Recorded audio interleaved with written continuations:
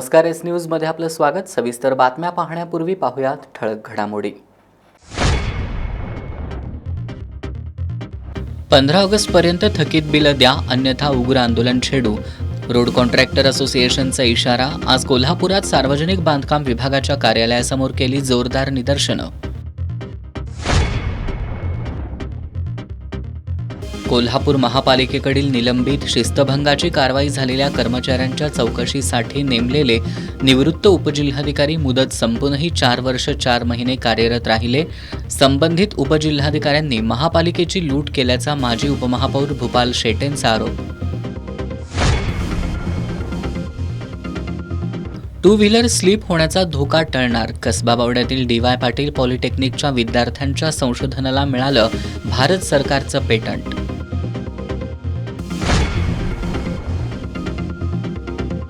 शिराळ्यात यंदा 21 जणांना मिळाली जिवंत सर्पांचं प्रदर्शन करायला परवानगी।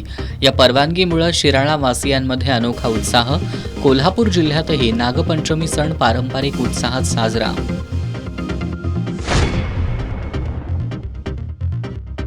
आणि महादेवी हत्तीण वनतारात हलवल्यामुळे शिरोळ तालुक्यातून अंबानींबद्दल व्यक्त होतोय संताप। आमचा हत्ती आणून द्या, मग जिओ चालू करतो, जिओ ग्राहकांचा पवित्रा।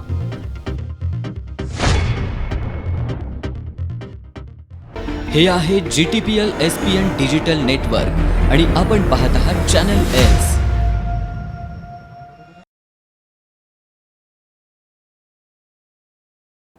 आता वळूयात सविस्तर बातम्यांकडे।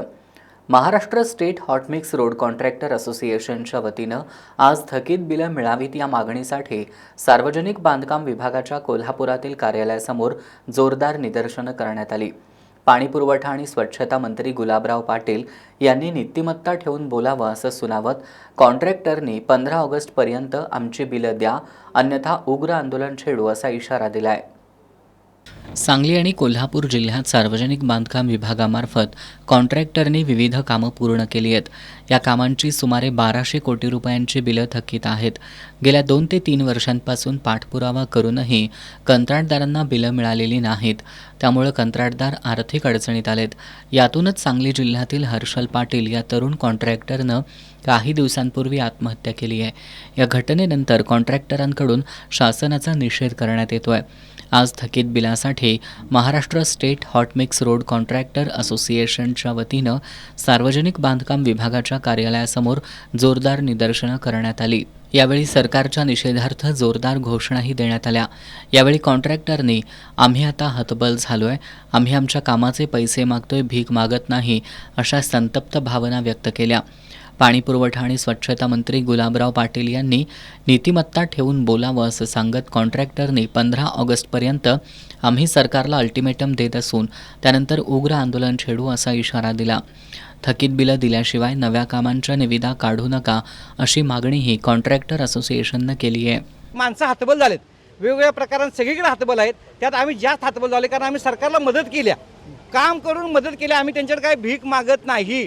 त्या मतावर जे निवडून आलेत त्यावेळी आम्ही काम केलं तेव्हा त्यांना मतं मिळाल्यात। त्यामुळे त्याने आम्हाला काही भीक देत नाहीत आणि ह्यांनी जी बोलायलात ना त्यांची बोलती तेवढी बंद व्हायला पाहिजे की वाईट बोलू नका म्हणावं, नाहीतर आम्ही एकदा उद्रेक झाला तर आम्ही सुट्टी देणार नाही। आता आम्ही शासनाला निर्देश देतोय की 15 तारखेपर्यंत आम्हाला त्यांना मुदत दिल्या, कारण ज्यांनी ज्यांनी आम्हाला वर्क ऑर्डर दिल्या, ज्यांनी मंजुरी दिल्यात त्यांची पण जबाबदारी आहे, कारण त्यांचा पगार कोणाचा बंद झालेला नाही आहे।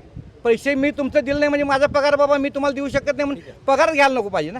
मग सगळी पगार घेतात त्यांचं सगळ्यांचं चालू आहे। आमचं असं मत आहे की 15 तारखेपर्यंत त्यांनी इथनं पण सगळ्या एक्झिक्युटिव्हने सगळ्या एसीने जाऊन मंत्रालयामध्ये ठाण मांडलं पाहिजे, बाबा आम्ही वर्क ऑर्डर दिलेली आहे, आम्ही यांना पैसे द्यावं बांधील लागते। त्यामुळे ते पहिला केलं नाही तर 15 तारखेपुढे आम्ही उग्र आंदोलन केल्याशिवाय राहणार नाही आणि त्याचा सगळा फटका सरकारला बसेल आणि तरच पुढील निविदा काढाव्यात, अन्यथा निविदा काढू नयेत। आणि जे काही आम्ही ज्यांना निवडून दिले आहेत ते पुढारी, उदाहरणार्थ गुलाबराव पाटील हात झटकतात, अजितदादा म्हणतात की आम्ही कुणाचं देणं नाही। पण जयंत पाटील साहेबांनी पूर्वी मार्च महिन्यातच त्यांना सांगितले होते की असं कॉन्ट्रॅक्टर लोकांचं 90,000 कोटी देणार आहे सरकार, ते तुम्ही द्या पहिला, त्याशिवाय नाहीतर आत्महत्या होणार हे भविष्य वर्तवून देखील त्यांनी त्याचं विचारात न घेता त्यांनी हे केलेलं आहे। त्यामुळं आणि आत्महत्या होण्याची शक्यता आहे। तसेच आम्ही सरकारला आणखी एक इशारा देऊ शकतो की बाबा आमचं जर काही देणं दिलं नाही तर 15 ऑगस्टला आम्ही मोठ्या प्रमाणावर ऑल ओव्हर महाराष्ट्र मुंबईमध्ये जाऊन आंदोलन करणार आहे. बिलं मिळत नसल्यानं कॉन्ट्रॅक्टर आपलं आयुष्य संपवू लागले असून कोल्हापूर जिल्ह्यातील कॉन्ट्रॅक्टरांवर अशी वेळ आली तर संबंधित अधिकाऱ्यांवर सदोष मनुष्यवधाचा गुन्हा दाखल करण्याची मागणी राज्य सरकारकडे करू असं कॉन्ट्रॅक्टर असोसिएशनच्या पदाधिकाऱ्यांनी सांगितलं.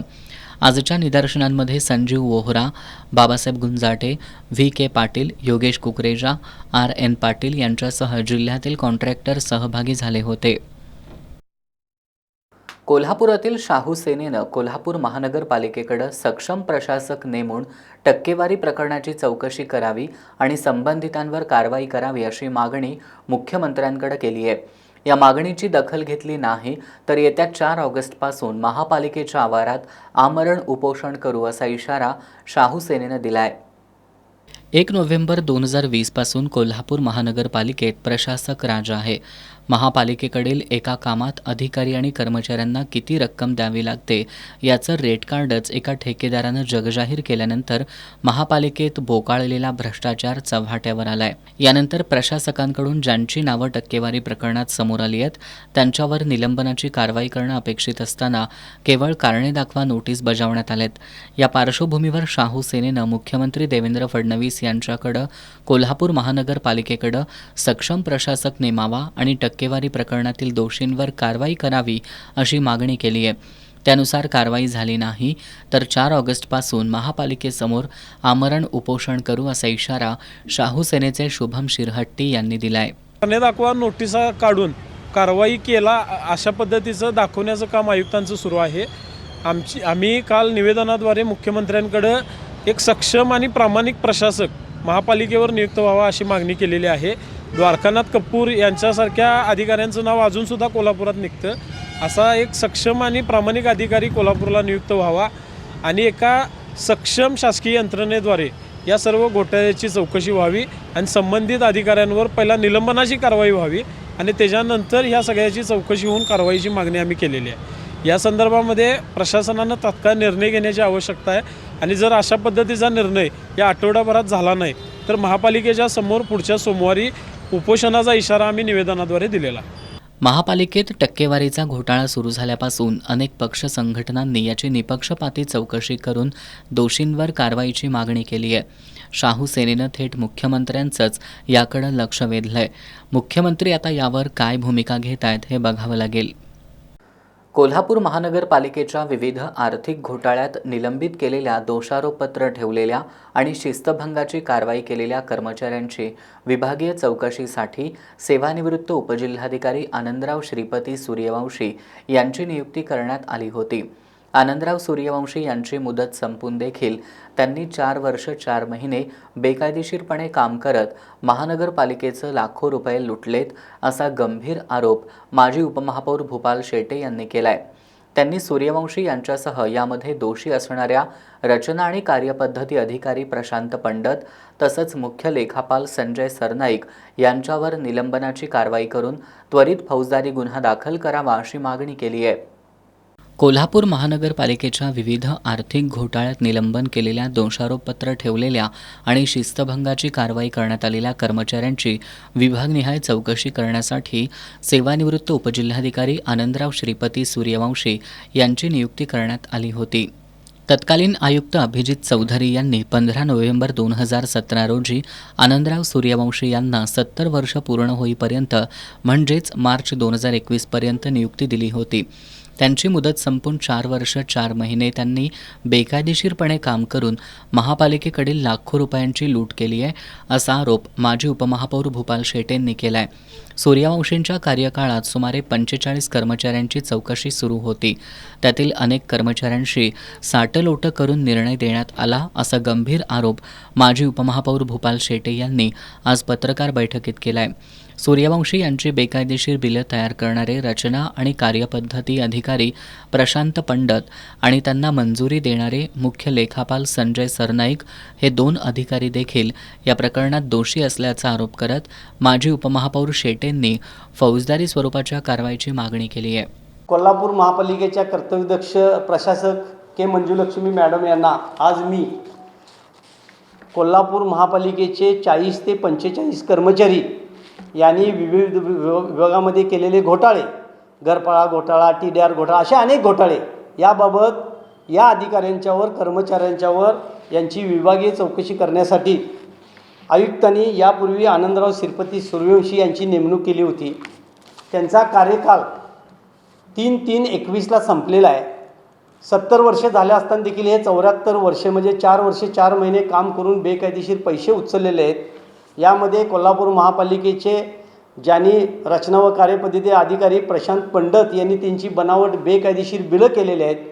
कार्यकाल संपला असताना त्याचे चेक संजय सरनाईकनी काढलेले आहेत. यामध्ये मुख्य लेखापरीक्षक, ऑडिट विभाग सर्व अधिकाऱ्यांनी मिळून बेकायदेशीर काम करून हे विभागीय चौकशीचे प्रस्ताव देऊन यामध्ये आयुक्तांची देखील फसवणूक केलेली आहे.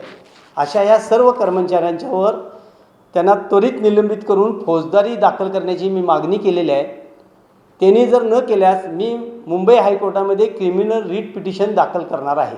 दरम्यान आपल्याबद्दल माहिती गोळा करण्यात येत असल्याची कुणकुण लागताच आनंदराव सूर्यवंशी यांनी 6 जुलै 2025 रोजी काम थांबवत असल्याचा अर्ज दिल्याची माहिती भूपाल शेटे यांनी दिली आहे. श्री क्षेत्र ज्योतिबा चोपडाई देवीची श्रावण षष्ठी यात्रा उद्या बुधवारी संपन्न होतीये. यात्रेनिमित्त मंदिरात विविध धार्मिक कार्यक्रमांचं आयोजन करण्यात आल्याचं श्री पूजकांनी सांगितलं. श्री क्षेत्र ज्योतिबा डोंगरावरील श्री चोपडाई देवीची श्रावण षष्ठी यात्रा उद्या बुधवारी संपन्न होतीये. यात्रेसाठी अंदाजे 3 ते 4 लाख भाविक डोंगरावर येण्याची शक्यता आहे. त्या अनुषंगानं ज्योतिबा मंदिर व्यवस्थापन, जिल्हा प्रशासन, देवस्थान समिती आणि ग्रामपंचायतीच्या वतीनं नियोजन करण्यात आलंय. यात्रेनिमित्त मंदिरात विविध धार्मिक कार्यक्रमांचं आयोजन करण्यात आलंय अशी माहिती पुजाऱ्यांनी दिली. श्री क्षेत्र ज्योतिबा डोंगर या ठिकाणी वर्षातून मोठ्या 2 यात्रा भरतात. एक म्हणजे एप्रिलमध्ये चैत्र यात्रा, त्याच्यानंतर श्रावण महिन्यातील श्रावणषष्ठीची यात्रा असते. श्रावणषष्ठी यात्रा आई चोपडाई देवी आहे ना, त्यांच्या अभिषेक, त्याच्यानंतर वेगवेगळ्या आयुर्वेदिक ह्याच्यामध्ये पूजा अभिषेक केला जातो. त्याच्यानंतर बुधवारी भाविक भक्त रात्रभर पहाटे इथे येतात. त्याच्यानंतर सकाळी धूप आरती होते गुरुवारी पहाटे आणि त्या धूप आरतीनंतर इथे या यात्रेची सांगता होते. आणि ह्या यात्रेचा प्रसाद म्हणून भाविकांना लिंबू व नारळ हा प्रसाद दिला जातो. श्रावण षष्ठी यात्रेनिमित्त भाविक बुधवारी षष्ठीचा उपवास करून चोपडाई देवीला पोशाख अर्पण करतात. हा उपवास गुरुवारी सकाळी सोडतात. यावेळी पुजाऱ्यांकडून भाविकांना लिंबू नारळ प्रसाद म्हणून दिला जातो. जैन धर्मीयांच्या धार्मिक विधींमध्ये हत्तीला अनन्यसाधारण महत्त्व आहे. नांदणीतील जैन मठाकडे सुद्धा महादेवी नावाची हत्तीण होती. पेटा या प्राण्यांच्या हक्कासाठी काम करणाऱ्या संस्थेनं महादेवीला मठात नैसर्गिक वातावरण मिळत नाही असं कारण देत तिच्या पुनर्वसनाची मागणी केली. उच्च न्यायालयासह सर्वोच्च न्यायालयानं ही मागणी मान्य करत महादेवीला रिलायन्स समूहाच्या जामनगरमधील वनतारा या प्रकल्पात हलवण्याचा आदेश दिला. न्यायालयाच्या या आदेशानंतर नांदणी आणि परिसरातील लोकांमध्ये महादेवीच्या जाण्यानं कमालीची अस्वस्थता निर्माण झाली आहे. याच अस्वस्थतेतून नांदणी आणि परिसरातील बायकॉट रिलायन्स मोहीम सुरू झाली आहे. त्याचा सर्वाधिक फटका जिओ कंपनीला बसू लागलाय. जिओमधून अन्य कंपन्यांकडे वळणाऱ्या ग्राहकांची मनधरणी करताना जिओ कंपन्यांच्या कर्मचाऱ्यांची दमछाक होऊ लागली आहे. तर ग्राहक आमचा हत्ती आणून द्या मग जिओ चालू करू अशा शब्दात त्यांना सुनावू लागलेत. पर्सनल कोणाचे इश्यूमुळे तर तुम्ही हा पर्सनल इश्यू आहे. समाजाचा इश्यू हा पर्सनल असू शकतो का? त्याला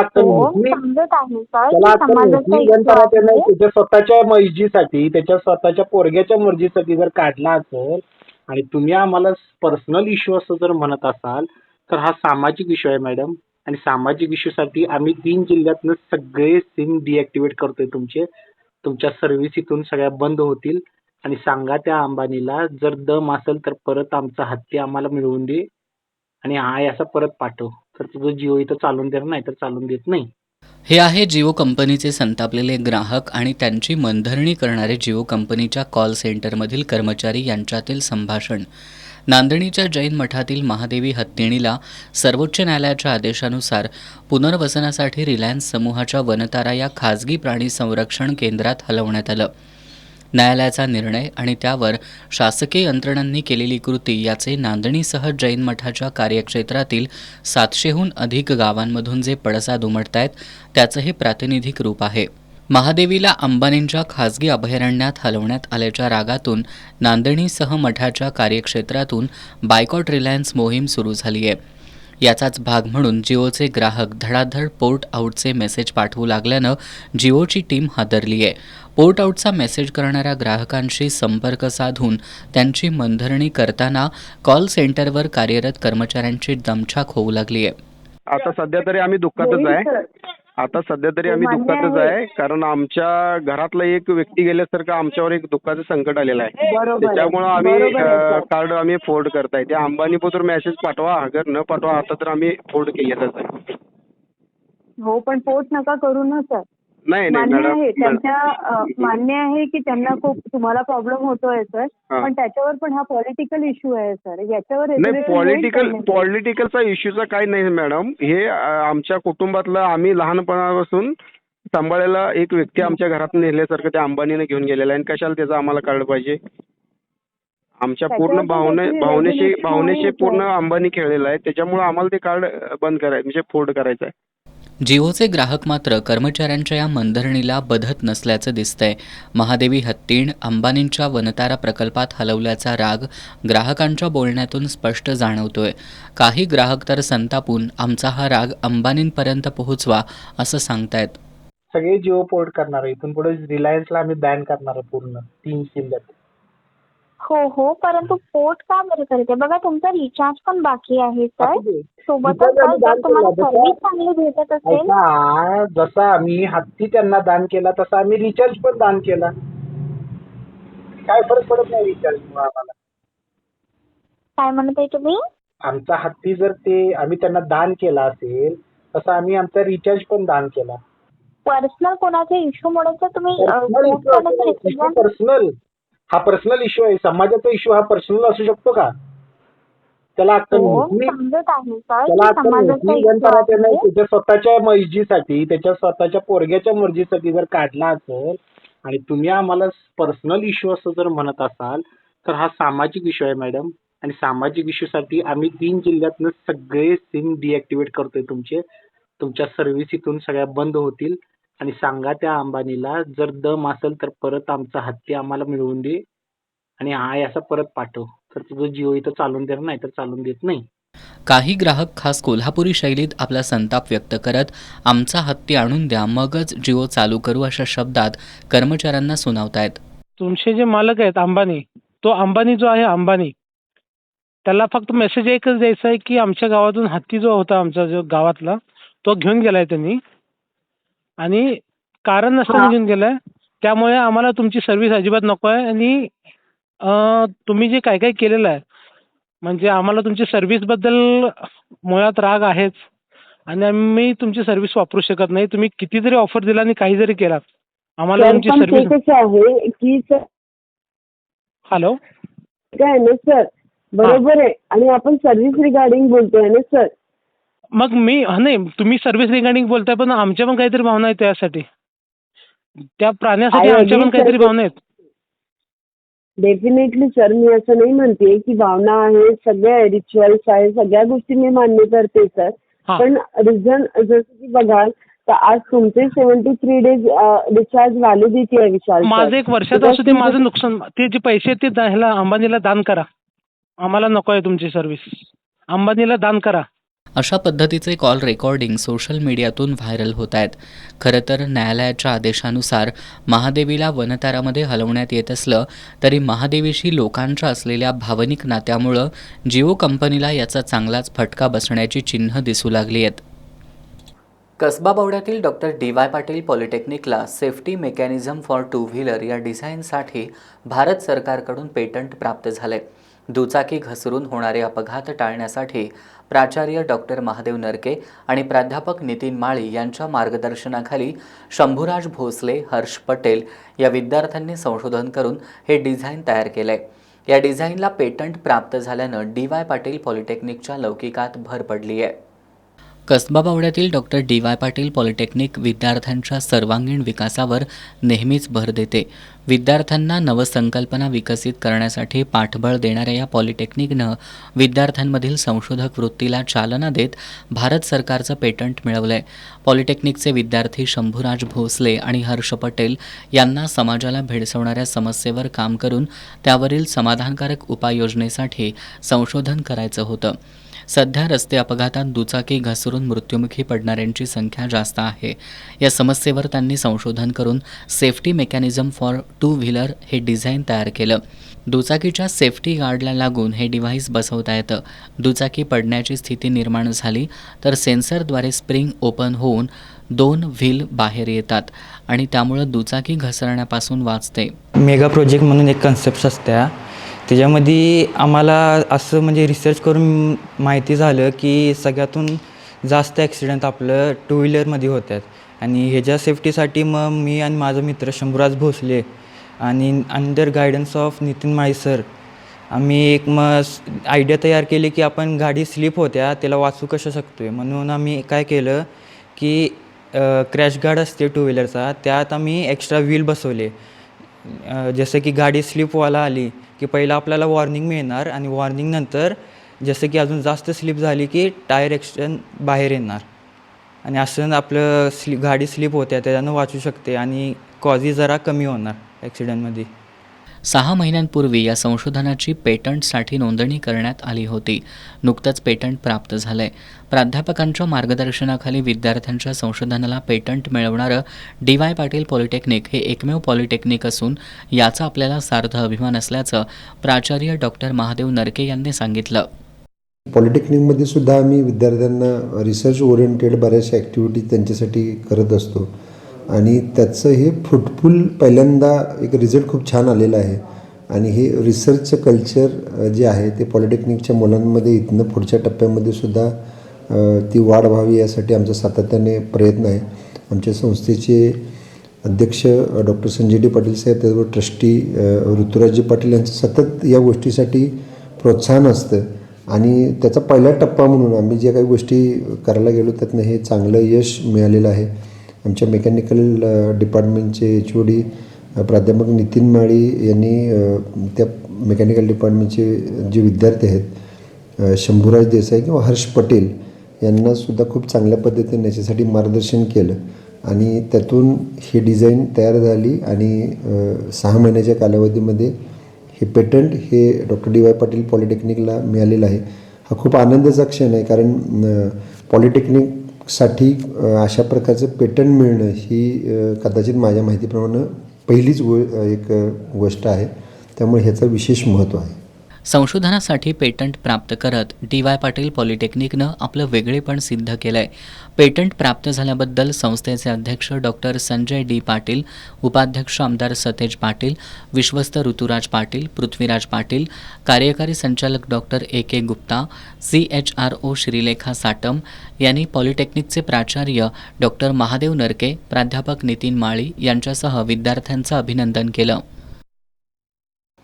कोल्हापूर नागरी क्षेत्र विकास प्राधिकरणाच्या कारभाराविरोधात सामाजिक कार्यकर्ते श्रीनिवास लाड आणि अमर कांबळे यांनी प्राधिकरणाच्या कार्यालयासमोर सोमवारपासून आमरण उपोषण सुरू केलंय.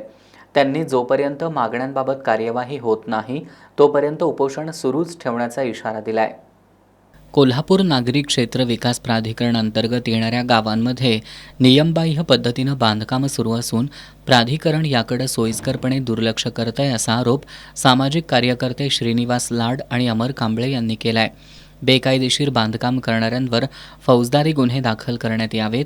बेकायदेशीर बांधकाम करणाऱ्यांना पाठीशी घालणाऱ्या अधिकाऱ्यांची खातेनिहाय चौकशी करण्यात यावी या मागण्यांसाठी लाड आणि कांबळे यांनी प्राधिकरणाच्या कार्यालयासमोर सोमवारपासून आमरण उपोषण सुरू केलंय. या दोघांनी मागण्यांबाबत कार्यवाही होत नाही तोपर्यंत उपोषण सुरूच ठेवण्याचा इशारा दिलाय. सांगली जिल्ह्यातील शिराळ्याचं आणि नागपंचमीचं अनेक वर्षांपासून अतूट नातं आहे. हजारो वर्षांपासून 32 शिराळ्यात जिवंत नागाची पूजा केली जात होती. प्राणीमित्रांच्या आक्षेपानंतर जिवंत नागाच्या पूजेवर निर्बंध आणण्यात आले होते. यावर्षी मात्र केंद्रीय वन आणि पर्यावरण मंत्रालयानं शैक्षणिक उद्देशासाठी आणि लोकांमध्ये सर्पसंवर्धनाविषयी पारंपरिक ज्ञान प्रसारित करण्यासाठी शिराळ्यातील 21 जणांना जिवंत नाग पकडण्याची परवानगी दिली. त्यामुळे शिराळ्यातील यंदाच्या नागपंचमीला विशेष महत्त्व प्राप्त झालं होतं. 32 शिराळ्यात नागपंचमीचा सण मोठ्या उत्साहात पार पडला. शिराळा गावाचं ग्रामदैवत असणाऱ्या अंबाबाई देवीच्या नागपंचमी दिवशीच्या यात्रेनिमित्त महाराष्ट्रात फक्त 32 शिराळ्यातच अनेक वर्षांपासून जिवंत नागाची पूजा केली जात होती. जिवंत नागाच्या पूजेला सर्पमित्रांनी हरकत घेतल्यानं न्यायालयानं जिवंत नागाची पूजा करण्यावर बंदी घातली होती. अनेक वर्षांपासून चालत आलेली जिवंत नागाची पूजा करण्याची परंपरा पुन्हा सुरू व्हावी यासाठी ग्रामस्थांसह आमदार सत्यजित देशमुख यांनी केंद्र शासनाकडे पाठपुरावा केला होता. या पाठपुराव्याला यश आलं असून नागपंचमीच्या पूर्वसंध्येला केंद्रीय वन आणि पर्यावरण मंत्रालयानं केवळ शैक्षणिक उद्देशासाठी आणि लोकांमध्ये सर्पसंवर्धनाविषयी पारंपरिक ज्ञान प्रसारण होण्यासाठी शिराळ्यातील 21 जणांना जिवंत सर्प पकडण्याची परवानगी दिली. पकडलेल्या नागांना इजा न करता ते सुरक्षितपणे त्यांच्या मूळ अधिवासात सोडण्याची अट घालण्यात आली आहे. या 21 जणांव्यतिरिक्त अन्य कुणाला सर्प पकडणं किंवा त्यांचं प्रदर्शन करता येणार नसल्याचं वन मंत्रालयाच्या पत्रात नमूद करण्यात आलंय. या निर्णयामुळे शिराळावासियांमध्ये आनंदाचं वातावरण होतं. आणि त्या माध्यमातून आपण केंद्र सरकारच्या असणाऱ्या ह्या भावनेचा आदर करतो, केंद्र सरकारच्या संकेताचा आपण आदर करतो आणि त्याचबरोबर धार्मिक परंपरा जतन करण्यासाठी आपण ही चळवळ जी आहे ती चळवळ पुढे नेऊ पाहतो. अशा पद्धतीचा एक चांगला सकारात्मक संदेश हा देशभर जावा, महाराष्ट्रभर जावा. आणि मी परत एकदा सांगतो, एक जगातलं एक धार्मिक पर्यटन केंद्र म्हणून 32 शिराळा हे नावारूपास आलं तर मला वाटेल की सगळ्यात मोठं आपण विजय त्या दिवशी आपण मिळवू आणि तो विजय निश्चितपणे, तो यश आपण निश्चितपणे मिळवायचं ही या निमित्तानं माझी भावना इथं या निमित्तानं व्यक्त करतो. केंद्रीय वन मंत्रालयाच्या आदेशाचं पालन करत शिराळावासियांनी नागपंचमी सण उत्साहात साजरा केला. आज दुपारी 1 वाजण्याच्या सुमाराला अंबाबाईच्या पालखीची भव्य मिरवणूक काढण्यात आली. आज शहरांमध्ये विविध मंडळांनी जिवंत नागाऐवजी नागाच्या प्रतिकात्मक मूर्तीची पूजा करून गावातून डॉल्बीच्या दंडनाटात पारंपरिक वाद्यांच्या गजरात मिरवणूक काढली. या मिरवणुकीतील डॉल्बीच्या दंडनाटावर तरुणाईनं ठेका धरल्याचं पाहायला मिळालं. इथल्या नागपंचमीचा उत्सव पाहण्यासाठी लोकांनी मोठी गर्दी केली होती.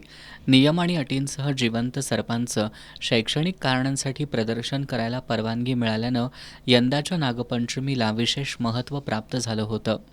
कोल्हापुरात आज अंशकालीन स्त्री परिचार संघटनेचा राज्यव्यापी मेळावा झाला. या मेळाव्यात आयटकचे राज्य सहसचिव कॉम्रेड दिलीप उठाणे यांनी परिचार महिला कामगारांच्या मानधन वाढीसाठी मंत्रालयावर मोर्चा काढण्याचा इशारा दिलाय. कोल्हापुरातील राजर्षी शाहू स्मारक भवनात अंशकालीन स्त्री परिचार कामगार संघटनेचा राज्यव्यापी मेळावा आयोजित करण्यात आला होता. कॉम्रेड दिलीप पवार मेळाव्याच्या अध्यक्षस्थानी होते. मेळाव्यात स्त्री परिचारांच्या विविध मागण्यांसंदर्भात चर्चा करण्यात आली.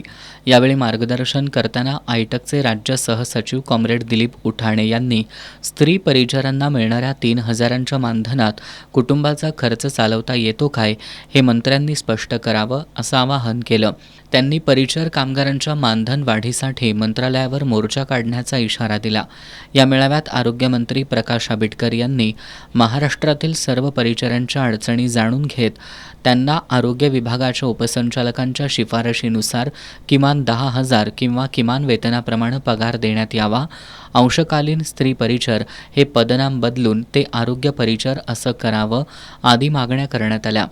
यावेळी भारतीय कम्युनिस्ट पक्षाचे जिल्हा सचिव कॉम्रेड रघुनाथ कांबळे, बाबा यादव, सुशीला यादव, कॉम्रेड निलेश दातखेळे, प्रवीण मसूद, शंकर पाटील, शाहीर सदाशिव निकम, भगवान पाटील, शुभांगी पाटील, कॉम्रेड सम्राट मोरे आदी उपस्थित होते.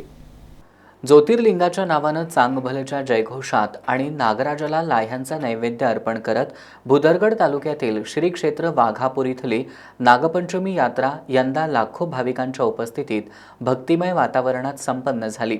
यावेळी महाराष्ट्र आणि कर्नाटकातील भाविकांनी दर्शनासाठी मोठी गर्दी केली होती. भुदरगड तालुक्यातील श्री क्षेत्र वाघापूरमधील मंदिरात आज पहाटे नागपंचमीनिमित्त पालकमंत्री प्रकाश आंबेडकर आणि त्यांच्या पत्नी विजयालक्ष्मी आंबेडकर यांच्या हस्ते अभिषेक आणि महापूजा करण्यात आली. महाआरतीनंतर मंदिर भाविकांसाठी खुलं करण्यात आलं. सवाद्य मिरवणुकीत कुंभार समाजातील नागमूर्ती मंदिरात आणून तिची विधिवत पूजा करण्यात आली. पावसाची उघडीप असल्यानं भाविकांनी मोठी गर्दी केली होती. यावेळी ज्योतिर्लिंगाच्या नावानं चांगभलचा जयघोष करण्यात आला. महिलांनी लाह्यांचा नैवेद्य अर्पण करत नागदेवतेची आराधना करणारी गीतं गायली. यात्रेच्या निमित्तानं खाद्यपदार्थ आणि खेळण्यांचे स्टॉल्स मांडण्यात आले होते.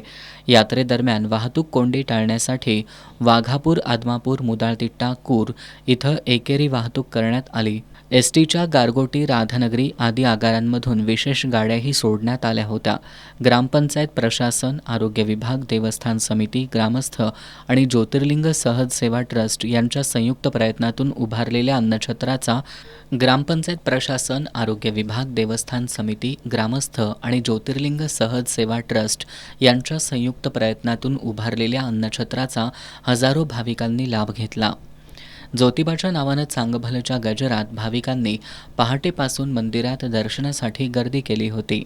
महिलांच्या सुरक्षिततेसाठी राज्यातील महायुतीचं सरकार कटिबद्ध असून कोणत्याही आपत्कालीन परिस्थितीत संरक्षण करण्यासाठी निर्भया पथक 24 तास कार्यरत आहे. महिलांनी निर्भयपणे 1098 या क्रमांकावर संपर्क साधावा असं आवाहन राज्य महिला आयोगाच्या अध्यक्षा रुपाली चाकणकर यांनी केलंय. सक्षम तू अभियानांतर्गत संवाद साधताना त्या बोलत होत्या. राज्याचे उपमुख्यमंत्री अजितदादा पवार यांच्या वाढदिवसाचं औचित्य साधत इचलकरंजी शहर जिल्हा राष्ट्रवादी काँग्रेस पार्टीच्या वतीनं सक्षम तू अभियानांतर्गत राज्य महिला आयोगाच्या अध्यक्षा रुपाली चाकणकर यांनी विद्यार्थिनी आणि महिलांशी संवाद साधला.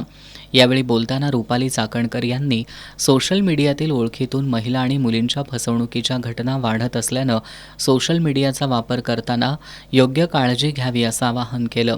महिला आणि मुलींनी समाजात वावरत असताना कुठंही असुरक्षित असल्याचं जाणवलं तर 1098 या क्रमांकावर संपर्क साधावा. निर्भया पथक त्यांच्या संरक्षणासाठी 24 तास कार्यरत असल्याचं सांगितलं. यावेळी त्यांनी शिक्षण संस्था चालकांना प्रत्येक शाळेत विद्यार्थिनींकडील तक्रारींसाठी स्वतंत्र तक्रार पेटी ठेवण्याचं आवाहन केलं. यावेळी निर्भया पथकाच्या पोलीस उपनिरीक्षक किशोरी साबळे यांनी निर्भया पथकाच्या कामाची उदाहरणासह माहिती दिली.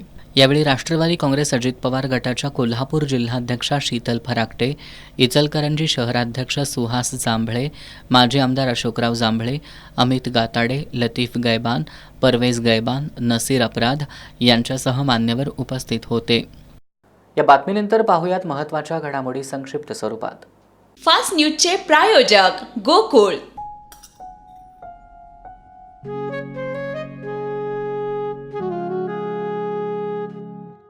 बाबा, आज येताना बासुंदी घेऊन या ना.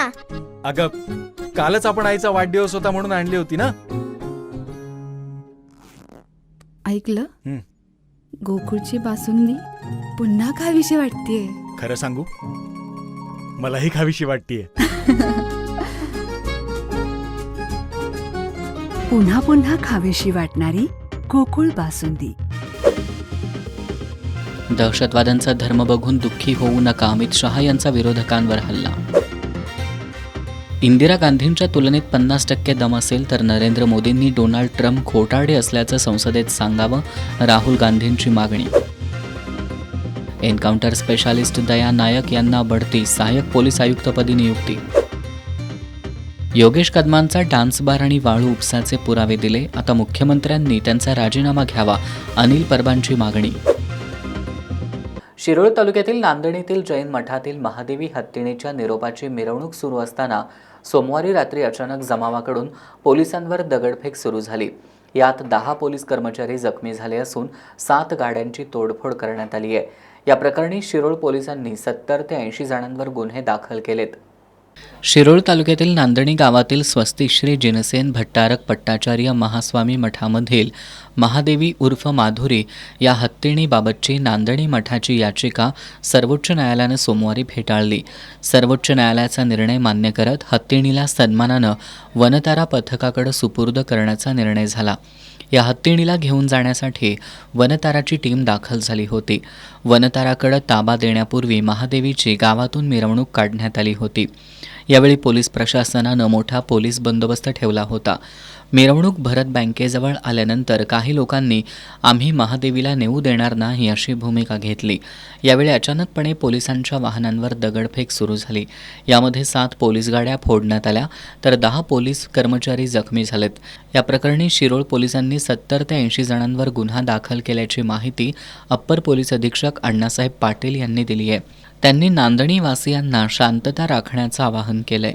काल दिनांक 28 जुलै 2025 रोजी शिरोळ पोलीस ठाणे हद्दीतील नांदणी या गावी जो मठ आहे त्या मठातील हत्ती त्या ठिकाणी माननीय उच्च न्यायालयाच्या आदेशानुसार एका संस्थेला सुपूर्द करण्याबाबतीत आदेश झालेला होता. काल दुपारी त्या ठिकाणी सर्वोच्च न्यायालयामधील याचिका देखील त्या ठिकाणी फेटाळण्यात आल्यानंतर मान्य उच्च न्यायालयाच्या आदेशानुसार पोलिसांच्या उपस्थितीमध्ये त्या हत्तीचा ट्रान्सफर व्हावा असा आदेश असल्याकारणाने त्या ठिकाणी योग्य त्या बंदोबस्तामध्ये सायंकाळी त्या पद्धतीनं त्या समोरच्या यंत्रणेने मागणी केलेल्या बंदोबस्तानुसार त्या ठिकाणी बंदोबस्त करून आम्ही त्या ठिकाणी ते बंदोबस्तात हत्ती ट्रान्सफरचं काम सुरू होतं. हे सुरू असतानाच त्या ठिकाणी बरेच त्या ठिकाणी गावातील नागरिक व आजूबाजूच्या गावातील नागरिक त्या ठिकाणी जमा झालेले होते आणि शांततेत हे सुरू असताना अचानक काही जमावाने त्या ठिकाणी हत्तीला आणि उपस्थित असणाऱ्या त्या ठिकाणी प्रोसेशनला त्या ठिकाणी ते आडवे येऊन त्यांनी हत्ती घेऊन जाऊ देणार नाही अशा पद्धतीचं त्या ठिकाणी वक्तव्य करून अचानक काही जणांनी त्या ठिकाणी दगडफेक सुरू केली. त्यामध्ये पोलीस वाहनांचं देखील नुकसान झालेलं आहे. त्याचबरोबरीनं या दगडफेकीमध्ये काही नागरिक तसंच काही पोलीस देखील जखमी झालेले आहेत आणि सोबतच आम्ही या जमावाला पांगवण्यासाठी त्या ठिकाणी सौम्य बळाचा वापर देखील केलेला आहे आणि सौम्य बळाचा वापर करून त्या ठिकाणी जमावाला पांगवून हत्तीचं ट्रान्सफर जे आहे ते मान्य उच्च न्यायालयाच्या आदेशानुसार त्या ठिकाणी केलेलं आहे. तसेच या घटनेमध्ये एक गुन्हा दाखल करण्यात आलेला आहे. सदर गुन्ह्यामध्ये आत्तापर्यंत आम्ही 39 आरोपींची नावं त्या ठिकाणी निष्पन्न केलेली आहेत आणि आणखी 70 ते 80 जणांची नावं त्या ठिकाणी अनोळखी म्हणून आहेत जे आम्ही त्या ठिकाणी योग्य त्या प्रक्रियेने व्हेरीफाय करून त्या ठिकाणी सदरची नावं आम्ही निष्पन्न करणार आहे आणि ज्यांनी कोणी कायदा हातात घेतलेला आहे त्यांच्यावरती कडक कारवाई करण्याचं धोरण त्या ठिकाणी आहे. त्यामुळे मी सर्वांना त्या ठिकाणी शांतता राखण्याचं आवाहन करतो व कुठल्याही पद्धतीनं कायदा कोणी हातात घेऊ नये असं पोलीस विभागाच्या वतीनं विनंती करतो. महादेवी हत्ती जैन मठातून जाणार असल्यानं नांदणीकर व्याकुळ झाले होते.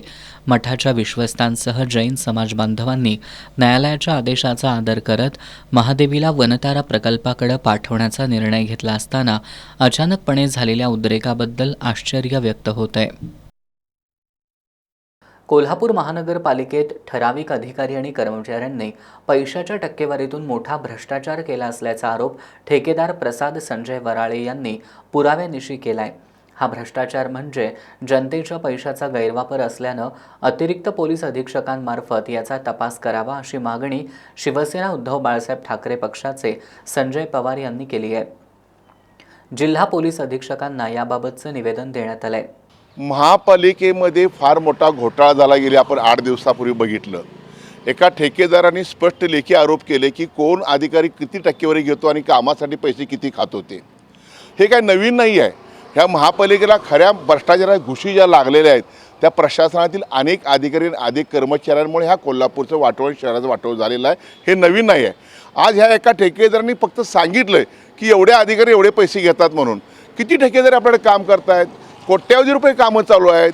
पूर्वी काही अधिकारी टक्केवारी घ्यायचे, आता काही लोक तर पार्टनर झालेले आहेत, अक्षरशः त्या ठेकेदारांचे पार्टनर झालेले आहेत.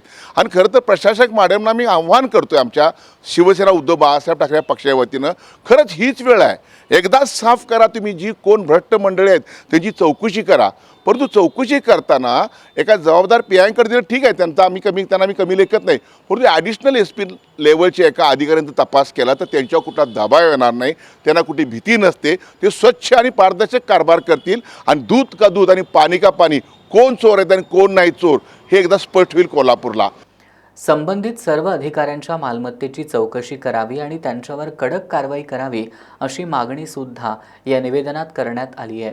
ज्या पद्धतीने लोकप्रतिनिधींना आपली संपत्ती जाहीर करायचं आपल्याला एक कायदेशीर बंधन असतं, त्याच पद्धतीनं कायदेशीर बंधन या अधिकाऱ्यांना सुद्धा आहे. ज्यावेळी नोकरीला लागले त्यापासून आत्तापर्यंतची संपत्ती किती झाली हे सुद्धा लाचलुचपत खात्याकडे त्यांनी पत्र देणं गरजेचं आहे, त्यांची चौकशी होणं गरजेचं आहे की पूर्वी नोकरीला लागली एवढी संपत्ती होती माझी आणि माझ्या कुटुंबाची आणि आत्ता एवढी झाली, कुठनं आली संपत्ती, ही संपत्ती जप्त करणं गरजेचं आहे. कुणी अधिकारी असून दे, कुणी कर्मचारी असून दे, त्याच्यावर कायदेशीर कडक कारवाई होणं अत्यंत गरजेचंच आहे. बाबूराव टकेकर यांच्या प्रयत्नातून चंदगड तालुक्यातील ढोलगरवाडीतील मामासाहेब लाड विद्यालय या शाळेची सर्पशाळा अशी ओळख निर्माण झाली होती. विषारी बिनविषारी सर्प ओळखण्यापासून सर्प हाताळण्याचं शास्त्रीय माहिती देणाऱ्या इथल्या सर्पोद्यानावर वनविभागानं निर्बंध आणले होते. पण सततच्या पाठपुराव्यानंतर सर्पांबद्दलची शास्त्रीय माहिती देण्याचं हे काम पुन्हा सुरू होण्याच्या आशा पल्लवित झाल्यात. नागपंचमीनिमित्त एस न्यूजचं हे विशेष वृत्त. साप दिसणं दूर, त्याचा केवळ उल्लेख जरी केला तरी अनेकांची भीतीनं गाळण उडते. खरं तर निसर्गानं प्रत्येक सजीवाला आपल्या रक्षणासाठी विशेष ताकद दिली आहे. सर्पांमधलं विष ही त्यांची ताकद असली तरी त्याच ताकदीमुळं अनेकदा सर्पांचा जीव धोक्यात येतो. सर्पदंशाच्या भीतीनं विषारी सापांबरोबरच बिनविषारी सापसुद्धा मारले जातात. भारतात केवळ 5 प्रकारचे साप विषारी आहेत, पण विषारी आणि बिनविषारी साप ओळखता येत नसल्यानं माणसांचा वावर असलेल्या ठिकाणी दिसणारे साप सर्रासपणे मारले जातात. सापाबद्दलच्या गैरसमजामुळं सापांना मारलं जातं, पण सापाचे अनेक फायदे असून शेतीसाठी तर साप महत्त्वाचा घटक आहे. नैसर्गिक अन्न साखळीच्या संतुलनासाठी साप महत्त्वाची भूमिका बजावतो. शेतकऱ्यांनी कष्टानं पिकवलेल्या धान्याचं नुकसान करणारा उंदीर हा त्यांचा सर्वात मोठा शत्रू. तर उंदीर हे सापाचं आवडतं खाद्य. त्यामुळं धान्याची नासाडी करणाऱ्या उंदराचा बंदोबस्त सापांकडून होत असल्यानं सापाला शेतकऱ्यांचं मित्र म्हटलं जातं. साप हा आपला मित्र आहे आणि सापाला कोणत्याही शेतकऱ्यांनी मारू नये. शेतामध्ये उंदीर असेल आणि कुठले प्राणी असेल की जेणेकरून आपल्या ऊसाला म्हणा किंवा अन्य पिकाला जे त्रास करतात आणि त्याच्यामुळे आपल्या ऊसाचे नुकसान पिकाचे नुकसान होते, तर ते नुकसान होऊ नये तर साप हा उंदीर या प्राण्याला खातो आणि त्याच्यामुळे आपल्या जे शेताचे नुकसान होते ते पूर्ण थांबते. तेव्हा शेतकऱ्यांनी साप न मारता सापाला जिवंत ठेवलं पाहिजे. आपल्या शेतकऱ्याचा साप हा मित्र आहे. शक्यतो सेफ्टी शूज वापरा आणि कुठल्याही प्रकारच्या सापाला तुम्ही मारू नका की जेणेकरून सापाचं आपल्याला चांगल्या प्रकारे आपल्याला संरक्षण आहे. म्हणून साप हा आपला मित्र आहे. पण शेतकरी आणि साप ही मैत्री केवळ नागपंचमीच्या दिवशीच पाळली जाते. इतर वेळी अज्ञानातून शेतकरी सापांवर घाव घालतात. दिसणारा प्रत्येक साप हा दंश करणाराच असतो या समजातून साप मारण्यामुळं होणारं नुकसान टाळण्यासाठी सापांबद्दलची माहिती जाणून घेणं गरजेचं आहे. सापांबद्दलची शास्त्रीय माहिती देणारी एक अद्भुत शाळा आपल्याच कोल्हापूर जिल्ह्यातील चंदगड तालुक्यातील ढोलगरवाडी या गावात आहे. कदाचित आपल्यापैकी अनेकांना हे माहिती नसेल, म्हणूनच एस न्यूजनं या सर्पशाळेची माहिती आपल्यापर्यंत पोहोचवण्याचा प्रयत्न केलाय. या शाळेतील शाळकरी मुलं बिनधास्तपणे सापांना हाताळतायत. हे दृश्य तुम्हाला फक्त याच शाळेत दिसेल. चंदगड तालुक्यातील ढोलगरवाडी या गावात मामासाहेब लाड विद्यालय आहे. 1966 साली या विद्यालयाची स्थापना झाली. या शाळेतील मुलांना सापांबद्दलची माहिती मिळावी आणि पुस्तकी ज्ञानाबरोबर प्रत्येक विद्यार्थी सर्पमित्र बनावा यासाठी सर्पमित्र बाबूराव टकेकर यांनी या शाळेत सर्पोद्यान चालू केलं. यामुळं अनेक सापांना जीवदान मिळालं आणि 1966 पासून सापांबद्दलची शास्त्रीय माहिती देणारी मामासाहेब लाड विद्यालय ही महाराष्ट्रातली एकमेव सापांची शाळा ठरली.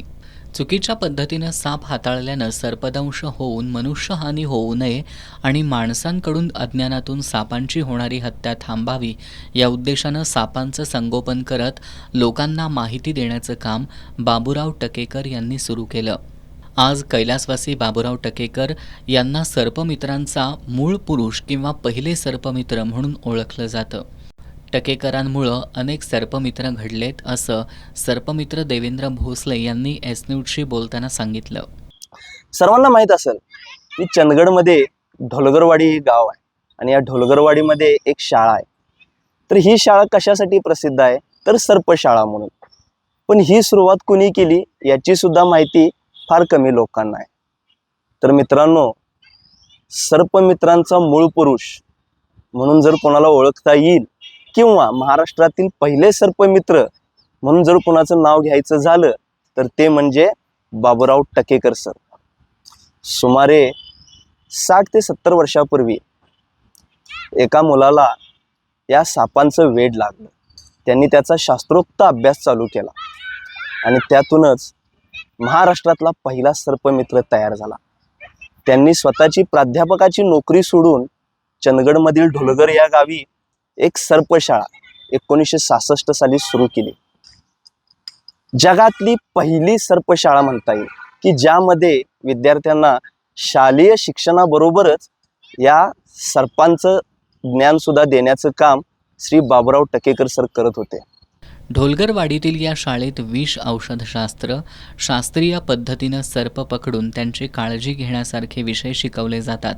या शाळेतले विद्यार्थी सहजपणे सापांच्या प्रजाती ओळखतात. स्वतःला आणि सापांना इजा न होऊ देता साप पकडतात. साप पकडणारे विद्यार्थी पाहिल्यानंतर आपल्याला समजतं की लोकांमध्ये सापांबद्दल किती गैरसमज आहेत. बाबूराव टकेकर यांचे चिरंजीव आणि मामासाहेब लाड विद्यालयात कनिष्ठ सहाय्यक म्हणून कार्यरत असणारे संदीप टकेकर यांनी एस न्यूजशी बोलताना सापांबद्दल शास्त्रीय माहिती दिली. आपल्या इथं विषारी आणि बिनविषारी साप आहेत. यामध्ये बिनविषारी सापांची संख्या खूप आहे, पण काही लोकांना माहिती नसते. एखादा बाईट झाला की लोक म्हणतात की विषारी सापानंच चावलेला आहे. ते माहिती करून घेण्याची खूप गरज आहे. विषारी सापांची संख्या खूप मुळात कमी आहे. एक तर आपल्याकडे नाग सापडतो जास्तीत जास्त, त्याच्यानंतर मण्यार असेल जो रात्रीचा बाहेर पडतो, त्याच्यानंतर घोणस आहे, त्याच्यानंतर फुरसे आपल्याकडे सापडतात. जास्तीत जास्त मोस्टली फुरसे हे देवगडसारख्या कोकणसारख्या ठिकाणी किंवा महिपाळगडसारख्या ठिकाणी दगडाच्या ठिकाणी हे साप सापडतात. त्याच्यानंतर जे जंगलात सापडणारे साप आहेत ते नागराज, किंग कोब्रा आपण म्हणतो त्याला, आणि चापडी जे आहे ते त्या ठिकाणी सापडतात. पण हे 6 सापच विषारी आहेत, बाकीचे साप हे बिनविषारी आहेत. त्यातले उदाहरणार्थ म्हटलं तर अजगर हा सुद्धा आहे बिनविषारी साप आहे. त्याच्यानंतर धामण असेल किंवा ट्रिंकेट असेल, त्याच्यानंतर पाण्यात सापडणारा जो आपण वेरुळा म्हणतो तोही साप बिनविषारी आहे. त्याचे बाईट्स खूप प्रमाणे होतात. म्हणजे इत्यादी प्रकारचे जे साप आहेत ते काय आहेत बिनविषारी साप आहेत. पुस्तकी ज्ञानाबरोबरच या शाळेतील विद्यार्थ्यांना सापांबद्दलची विस्तृत माहिती मिळाल्यानं विद्यार्थ्यांचं अनुभव विश्व अधिक समृद्ध होतंय. मी शाळा सुटल्यानंतर घराकडे जात असताना मला हा साप दिसला. या सापाला मराठीमध्ये तस्कर म्हणतात व इंग्रजीमध्ये ट्रिंकेट. हा साप भारतामध्ये सगळीकडे आढळतो. हा साप मण्यासारखा दिसतो. आम्ही घरी जाताना आम्हाला एक साप दिसला. त्या सापाचे नाव हे धामीन. आम्हाला जाताना तो साप वाटेमध्ये दिसला. त्या साप गैरसमज आहेत की सापाच्या शिपटीमध्ये काटा असतो, परंतु सापाच्या शिपटीमध्ये काटा नसतो. या सापाला इंग्लिशमध्ये रॅट स्नेक म्हणतात. सुरुवातीला मी साप पकडायला भीत होते, पण आमच्या शाळेचे शिक्षक संदीप सर आणि सदाशिव पाटील सर यांनी आम्हाला खूप चांगले मार्गदर्शन केले.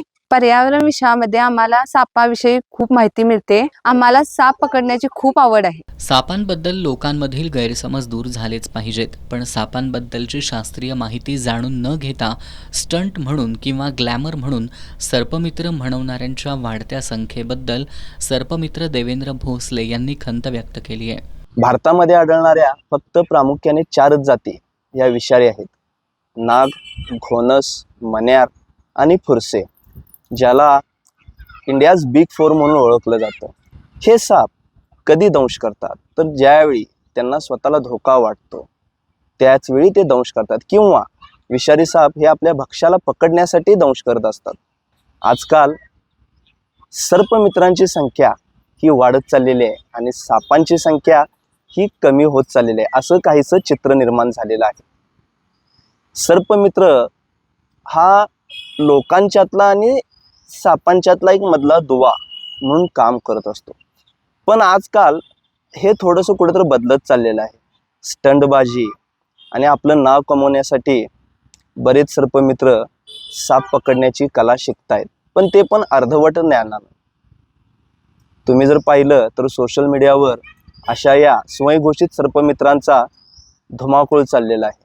त्यामध्ये आता सध्याच्या घडीला सामान्य लोकांना सर्पदंश कमी आणि सर्पमित्रांनाच सर्पदंश जास्त होत आहेत, आणि यामध्ये त्या सर्पमित्रांचा बळी सुद्धा जात आहे. अशा हौशी सर्पमित्रांऐवजी खरे जाणकार सर्पमित्र घडवणाऱ्या ढोलकरवाडीतील सर्पालयाची मान्यता केंद्रीय प्राणी संग्रहालय प्राधिकरणानं 2022च्या एका आदेशाने रद्द करत सर्पोद्यान बंद ठेवण्याचे आदेश दिले. या आदेशामुळे सापांबद्दलची प्रत्यक्ष माहिती मिळण्यात अडचणी येऊ लागल्या. पर्यावरणप्रेमी आणि सर्पमित्र सर्पोद्यान सुरू व्हावं यासाठी प्रयत्न करतायत. ज्यांनी सर्पोद्यानाची संकल्पना प्रत्यक्षात साकारली ते बाबूराव टकेकर यांचे पुत्र संदीप टकेकर यांनी शासनाकडे सर्पोद्यान सुरू करण्याला मान्यता देण्यासह संवर्धनासाठी निधी मिळावा अशी मागणी केली आहे. साप ही राष्ट्रीय संपत्ती आहे असं आपल्या संस्थेचे संस्थापक कैलासवासी आद्य सर्पमित्र बाबूराव टकेकर सरांनी आम्हाला सांगितलेलं आहे. कोणतीही सरकारची सरकारचा कायदा ज्या वेळेला आला 1972ला कायदा आला, पण 1966 पासून आम्ही सापांच्याबद्दल जी माहिती असेल ते देत आलेलं आहे आणि ते आजपर्यंत आम्ही टिकवलेलं आहे. पण मधल्या काळामध्ये CZD central zoo authority Delhi यांची आम्हाला परमिशन होती, पण त्यांचा जो मास्टर प्लॅन आहे तो मास्टर प्लॅनमध्ये आम्हाला जे आर्थिक परिस्थिती आम्हाला जमत नसल्यामुळे आम्ही काही जे वर्गणी आहे ते मागण्याचा प्रयत्न करत आहेत. या माध्यमातून मला आपल्याला इतकंच सांगावंसं वाटतंय की आपलं हे जे सर्पोद्यान आहे 1966 पासून चाललेलं आहे आणि याला कुठेतरी एक पुढे गती मिळावी आणि या सर्पोद्यानची एक मोठा उपक्रम टकेकर सरांनी चालू ठेवला आहे, तो कायमरित्या चालू राहावा एवढीच माझी एक इथे शिक्षक म्हणून विनंती आहे आपल्याकडे. दरम्यान सर्पमित्रांच्या पाठपुराव्याची दखल घेण्यात आली आहे. ढोलगरवाडीतील सर्पशाळा पुनर्स्थापित करण्यासाठी फेरप्रस्ताव सादर करावा असा आदेश नुकताच देण्यात आला आहे.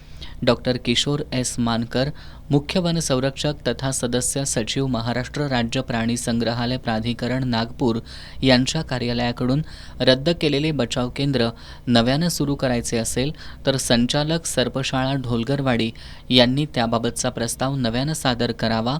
तपासणीअंती हा प्रस्ताव शिफारशीसह प्रधान मुख्य वनसंरक्षक वन्यजीव तथा मुख्य वन्यजीव रक्षक यांच्यामार्फत केंद्रीय प्राणी संग्रहालय प्राधिकरण यांना सादर करण्यात येणार असून केंद्रीय प्राणी संग्रहालय प्राधिकरणाकडून बचाव केंद्राला अंतिम मान्यता दिली जाईल असा पत्रव्यवहार केलाय. या पत्रव्यवहारानुसार ढोलगरवाडीची सर्पशाळा पुन्हा नव्या जोमानं सुरू झाली तर सर्प आणि मानव यांच्यातील संघर्ष संपून त्यांच्यातील निसर्गदत्त मैत्रीचं पर्व सुरू होईल यात शंका नाही. आजच्या नागपंचमीच्या निमित्तानं ढोलगरवाडीच्या सर्पशाळेबरोबरच गावागावांमध्ये अशा सर्पशाळा सुरू व्हाव्यात हीच अपेक्षा. कसबा बावड्यातील ड्रेनेज कामाच्या बिलासह ठेकेदार प्रसाद वराळींनी केलेल्या टक्केवारीच्या आरोपांवरून कोल्हापूर महापालिकेतील भ्रष्टाचार चव्हाट्यावर आलाय. या प्रकरणानंतर सर्वसामान्यांमधून संताप व्यक्त होत असताना महापालिकेनं संबंधितांना केवळ कारणे दाखवा नोटीस बजावल्यामुळं आश्चर्य व्यक्त होत होतं. अखेर आज महापालिका प्रशासनानं गंभीर पावलं उचलली आहेत. कनिष्ठ अभियंता प्रज्ञा गायकवाड, पौडी अकाउंटंट बळवंत सूर्यवंशी आणि वरिष्ठ लिपिक जयश्री हंकारे या तिघांवर निलंबनाची कारवाई करण्यात आली आहे. मुख्य लेखापरीक्षक कलावती मिसाळ, वरिष्ठ लेखापरीक्षक सुनील चव्हाण यांची शासनामार्फत विभागीय तर निवृत्त शहर अभियंता नेत्रदीप सरनोबत, उपशहर अभियंता रमेश कांबळे आणि कनिष्ठ लिपिक प्रभाकर नाईक यांची खातेनिहाय चौकशी करण्यात येणार आहे. कसबा बावड्यात दरवर्षीप्रमाणे यावर्षीसुद्धा शेष नारायण भक्त मंडळाच्या वतीनं नागपंचमीचा सण उत्साहात साजरा करण्यात आला. यावर्षीच्या पूजेचा मान मल्हारी मर्दाने यांच्याकडे होता. पहाटे श्रींच्या मूर्तीला अभिषेक करण्यात आला. नागपंचमीनिमित्त पारंपरिक पद्धतीनं मुख्य मिरवणूक काढण्यात आली. DY पाटील संस्थेचे विश्वस्त पृथ्वीराज पाटील यांच्यासह माजी नगरसेवक तसंच श्रीराम सोसायटीचे संचालक यावेळी उपस्थित होते. मंडळाचे संजय मर्दाने, दिग्विजय मर्दाने, गुरुदेव मर्दाने, कृष्णात मर्दाने, समित मर्दाने यांच्यासह सर्व संचालक आणि सदस्यांनी नागपंचमी उत्सवाच्या यशस्वीतेसाठी परिश्रम घेतले. महादेवी हत्तीणीला निरोप देताना झालेल्या तोडफोडीमधील काही नावं निष्पन्न झाली आहेत. या प्रकरणी शिरोळ पोलिसांनी 8 जणांना अटक केली आहे. आज त्यांना जयसिंगपूर न्यायालयात हजर केलं असता न्यायालयानं त्यांना 2 दिवसांची पोलीस कोठडी सुनावली आहे. शिरोळ तालुक्यातील नांदणी इथल्या स्वस्तिश्री जिनशेन मठातील माधुरी हत्तीणीला निरोप देण्यासाठी सोमवारी मिरवणूक काढण्यात आली होती. यावेळी जमावानं पोलिसांवर दगडफेक केली. यावेळी काही पोलीस कर्मचारी जखमी झाले होते. या दगडफेक प्रकरणी काही जणांची नावं निष्पन्न झाली आहेत. यातील सम्मेद पाटील, भूषण मोगलाडे, रतन चौगुले, अमन मुल्ला सनदी, प्रतीक समगे, आकाश उर्फ गोपाळ मिरजकर, कुमार माने आणि कुलभूषण पाटील यांना शिरोळ पोलिसांनी अटक केली आहे. आज त्यांना जयसिंगपूर न्यायालयात हजर केलं असता न्यायालयानं त्यांना 2 दिवसांची पोलीस कोठडी सुनावली आहे. इचलकरंजी महानगरपालिकेतील डॉक्टर बाबासाहेब आंबेडकर सभागृहाचं काम त्वरित पूर्ण करावं अशी मागणी भीमशक्ती सामाजिक संघटनेनं केली आहे. या मागणीसाठी संघटनेनं महानगरपालिकेच्या प्रवेशद्वारावर 1 दिवसाचं लाक्षणिक उपोषण केलं. इचलकरंजी नगरपालिका असताना 2014मध्ये डॉक्टर बाबासाहेब आंबेडकर सभागृहासाठी मंजुरी मिळाली होती. त्यानंतर या सभागृहाचं काम सुरू झालं. मात्र 10 वर्ष उलटली तरी अद्याप या सभागृहाचं काम पूर्ण झालेलं नाही. त्यामुळे या सभागृहाचं काम त्वरित पूर्ण करावं आणि स्टेशन रोडवरील डॉक्टर बाबासाहेब आंबेडकर पुतळा परिसरातील अतिक्रमण काढावं अशा मागण्या इचलकरंजीतील भीमशक्ती सामाजिक संघटनेनं केल्यात. या मागण्यांसाठी त्यांनी महानगरपालिकेच्या प्रवेशद्वारावर 1 दिवसाचं लाक्षणिक उपोषण केलं. आयुक्तांचा बंगला 2 वर्षात पूर्ण होतो, मात्र डॉक्टर बाबासाहेब आंबेडकरांच्या नावाच्या सभागृहाला निधी का मिळत नाही असा सवाल संघटनेनं उपस्थित केला आहे. संघटनेचे जिल्हाध्यक्ष सुनील जावळे, लक्ष्मी गारवे, जयश्री गारवे, ज्योती शेंडगे, राहुल जावळे, अमोल लाखे, सनी जावळे आदींनी उपोषणात सहभाग घेतला. चांदोली धरण क्षेत्रासह वारणा नदीच्या पट्ट्यात पावसाचा जोर कायम आहे. मुसळधार पावसामुळं वारणा नदीच्या पाणी पातळीत मोठी वाढ झाली आहे. पन्हाळा तालुक्यातील बच्चे सावर्डे मांगले हा कोल्हापूर पद्धतीचा बंधारा दुसऱ्यांदा पाण्याखाली गेला असून या बंधाऱ्यावरील वाहतूक बंद करण्यात आली आहे. चांदोली धरण क्षेत्रासह वारणा नदीपट्ट्यात पावसाचा जोर कायम आहे. पावसामुळे परिसरातील ओढे नाले तुडुंब भरून वाहत आहेत. डोंगर माथ्यावरील ओहोळ आणि धबधब्यांचं पाणी वारणा नदीपात्रात येत असल्यानं नदीच्या पाणी पातळीत कमालीची वाढ झाली आहे. वारणा नदी सध्या दुथडी भरून वाहत असून नदीवरील काही बंधारे पाण्याखाली गेलेत. नदीकाठची शेती पिके पाण्याखाली गेली आहेत. पन्हाळा तालुक्यातील बच्चे सावर्डे ते मांगले हा कोल्हापूर पद्धतीचा बंधारा दुसऱ्यांदा पाण्याखाली गेलाय. त्यामुळे या बंधाऱ्यावरून होणारी कोल्हापूर सांगली या दोन्ही जिल्ह्यातील वाहतूक बंद करण्यात आली आहे. वारणा नदीचं पाणी पात्राबाहेर पडल्यानं नदीकाठच्या गावांना प्रशासनानं सतर्क राहण्याचा इशारा दिलाय. कोल्हापूर शहरातील प्रायव्हेट हायस्कूल या प्रशालेत नागपंचमीनिमित्त विशेष उपक्रम राबवण्यात आला. विद्यार्थ्यांना सापांच्या प्रजातींविषयी माहिती देण्यात आली. तसंच विद्यार्थ्यांना नागोबा तयार करण्याचंही प्रशिक्षण देण्यात आलं. आज कोल्हापूर शहरात नागपंचमी सण मोठ्या उत्साहात साजरा झाला. नागपंचमीनिमित्त कोल्हापुरातील प्रायव्हेट हायस्कूल या प्रशालेत विशेष उपक्रम राबवण्यात आला. विद्यार्थ्यांना मातीचा नागोबा तयार करण्याचं प्रशिक्षण देण्यात आलं. कला शिक्षक प्रशांत जाधव यांनी या विद्यार्थ्यांना नागोबा तयार करण्याचं प्रात्यक्षिक दाखवून विद्यार्थ्यांकडून नागोबा तयार करून घेण्यात आला. यानंतर विद्यार्थ्यांना सापाचं महत्त्व आणि त्याचं संवर्धन करण्यासाठी वृक्षप्रेमी वेलफेअर संस्थेचे अध्यक्ष अमोल बुड्ढे आणि त्यांचे सहकारी यांनी सापांची माहिती दिली. यानंतर 6वीत शिकणारा आरव गुळवणी या विद्यार्थ्यानं मी नागोबा बोलतोय हे नाटक सादर केलं. यावेळी मुख्याध्यापक गिरीश जांभळीकर, उपमुख्याध्यापक प्रसन्नकुमार जोशी, पर्यवेक्षक संतोष गणबावले, जिमखाना प्रमुख धनंजय पाटील, सुनील गोंधळी, रोहित कुंभार, शुभांगी देसाई आदी उपस्थित होते. कोल्हापुरात सप्टेंबर महिन्यात प्रांत ग्राहक संरक्षण समितीचं राष्ट्रीय अधिवेशन होणार आहे. प्रांत ग्राहक संरक्षण समितीचे महाराष्ट्र प्रदेशाध्यक्ष डॉक्टर विकास बिसुरे यांनी पत्रकार बैठकीत ही माहिती दिली. राष्ट्रीय स्तरावर संघटन असलेली प्रांत ग्राहक संरक्षण समिती ही जागो ग्राहक जागो हा नारा घेऊन गेली 30 वर्ष ग्राहक चळवळीमध्ये कार्यरत आहे. समितीची महाराष्ट्रातल्या जिल्हाधिकारी कार्यालयाच्या पुरवठा विभागाकडे सुमारे 100पेक्षा जास्त अशासकीय सदस्यांची नोंदणी आहे, तर देशपातळीवर 305 पेक्षा जास्त अशासकीय सदस्य आहेत. संघटनेचे सुमारे 5000पेक्षा जास्त सदस्य आणि पदाधिकारी आहेत. या समितीचं राष्ट्रीय अधिवेशन येत्या सप्टेंबर महिन्यात कोल्हापुरात घेण्यात येणार आहे. ग्राहक संरक्षण समितीचे महाराष्ट्र प्रदेशाध्यक्ष डॉक्टर विकास बिसुरे यांनी पत्रकार बैठकीत ही माहिती दिली. या अधिवेशनात केंद्रीय मंत्र्यांसह महाराष्ट्रातील मंत्र्यांना निमंत्रण देण्यात येणार आहे. ग्राहक आणि प्रशासनात समन्वय साधून ग्राहकांना न्याय देण्याबरोबरच त्यांची फसवणूक होऊ नये यासाठी समिती सक्रिय राहणार असल्याचं त्यांनी सांगितलं. यावेळी समितीचे राज्य उपाध्यक्ष डॉक्टर भारत देवळेकर, राज्य कार्याध्यक्ष डॉक्टर अजित देसाई, पश्चिम महाराष्ट्र अध्यक्षा बेनझीर नदाफ, कोल्हापूर जिल्हाध्यक्ष अभिषेक खोत आदी उपस्थित होते.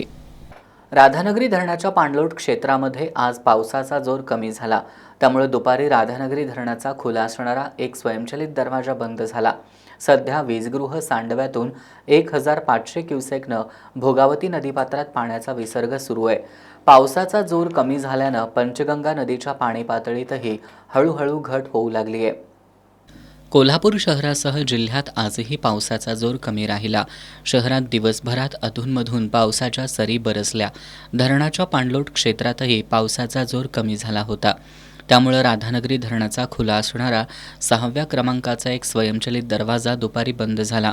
सध्या धरणाच्या वीजगृह सांडव्यातून 1500 क्युसेक पाण्याचा विसर्ग भोगावती नदीपात्रात सुरू आहे.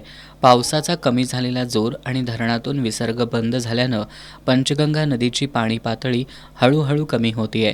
आज सायंकाळी 7 वाजेपर्यंतच्या 24 तासांमध्ये पंचगंगा नदीच्या पाणी पातळीत 1 फूट 2 इंच इतकी घट झाली आहे. आज सायंकाळी 7 वाजता राजाराम बंधाऱ्याच्या ठिकाणी पंचगंगा नदीची पाणी पातळी 35 फूट होती. जिल्ह्यातील विविध नद्यांवरील 47 बंधारे अजूनही पाण्याखाली आहेत. शेवटी पुन्हा एक नजर आजच्या ठळक घडामोडींवर. 15 ऑगस्टपर्यंत थकीत बिलं द्या, अन्यथा उग्र आंदोलन छेडू. रोड कॉन्ट्रॅक्टर असोसिएशनचा इशारा. आज कोल्हापुरात सार्वजनिक बांधकाम विभागाच्या कार्यालयासमोर केली जोरदार निदर्शनं. कोल्हापूर महापालिकेकडील निलंबित शिस्तभंगाची कारवाई झालेल्या कर्मचाऱ्यांच्या चौकशीसाठी नेमलेले निवृत्त उपजिल्हाधिकारी मुदत संपूनही 4 वर्ष 4 महिने कार्यरत राहिले. संबंधित उपजिल्हाधिकाऱ्यांनी महापालिकेची लूट केल्याचा माजी उपमहापौर भूपाल शेटेंचा आरोप. 2 व्हीलर स्लिप होण्याचा धोका टळणार. कसबा बावड्यातील डी.वाय. पाटील पॉलिटेक्निकच्या विद्यार्थ्यांच्या संशोधनाला मिळालं भारत सरकारचं पेटंट.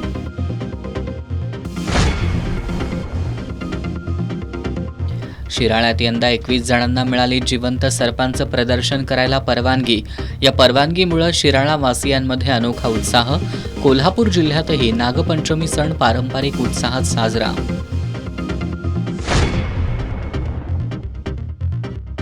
आणि महादेवी हत्तीण वनतारात हलवल्यामुळं शिरोळ तालुक्यातून अंबानींबद्दल व्यक्त होतोय संताप. आमचा हत्ती आणून द्या, मग जिओ चालू करतो. जिओ ग्राहकांचा पवित्रा.